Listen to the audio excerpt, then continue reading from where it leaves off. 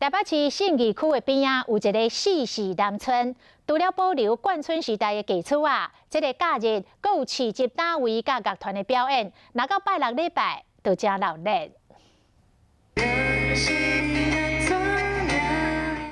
伊达歌手伫规排贯村边厝前面咧唱歌，休闲假日的下晡时啊，行入这间有下片厝顶甲插门的村落，都好亲像行入40年代贯村内面的小广场，也阁有几啊档手作品的创意市集。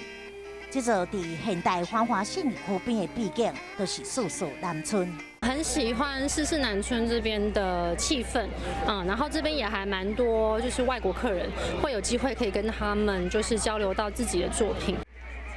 不只是外国游客真喜欢，买酒民族嘛利用假日的时候来这细细买物件，翕一张相，感受文青艺术气氛。我觉得老房子保留的蛮好的，就是市集比较多吧，因为松山、华山好像就是展览偏多，就比较少市集。